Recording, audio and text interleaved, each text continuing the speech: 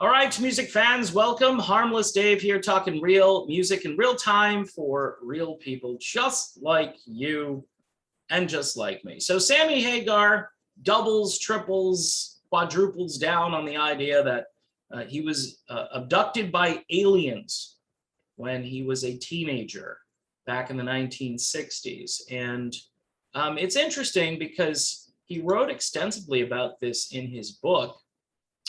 And he says that people expect him to not actually, I don't know, believe his own story this far along, that he's going to backpedal and say it really didn't happen. But he was doing an interview recently where he said, yes, it's true. You don't go around saying stuff like that. You know, people call you a nut. Everybody that's ever asked me about that and expects me to try to backpedal, it 100% happened. He says it was 4 o'clock in the morning, pitch black, dead sleep. I felt like I was being programmed, like someone's tapping into me, like it was a string from my head to 13 miles up on a mountain place called Lau Creek. And I know right where it was, these little foothills.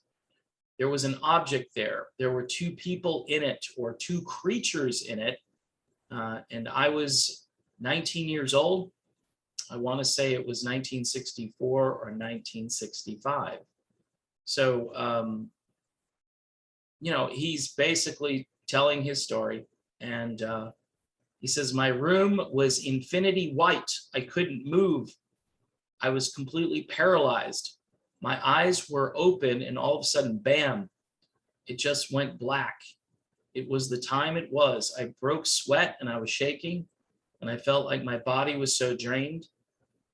And from that moment on, I believed in UFOs. I started looking into astronomy and I became a junior astronomer. And you know what? Recent data kind of backs up Sammy Hagar. I know this is a weird story. It's not really music related, but Sammy Hagar, I think, is a cool guy. And this is part of his story. 2020, that great year we had last year, where everybody just wants to go back in time and relive it again. By the way, 2021 has not improved upon 2020. So I have a theory that the aliens are probably sizing up the population and saying, these people are so easily led. And they're all going to yell at the same time, take me to your leader, right? So 2020 was a year where UFO news was almost too strange to believe.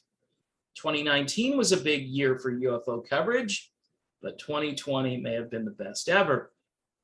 In January, the US Navy said the release of certain classified briefings in a classified video about a UFO incident held by the Department of Defense would cause exceptionally grave damage to the national security of the United States in response to a public records request from the publication Vice. In the UK, a couple of weeks later, they announced that UFO sightings by the British public will be published online for the first time. In mid-February, the UK's decision to publish the sightings online, 61% of Americans surveyed said that they want the US government to declassify the country's so-called X-Files. 58% said they believe the US government actively investigates extraterrestrial life.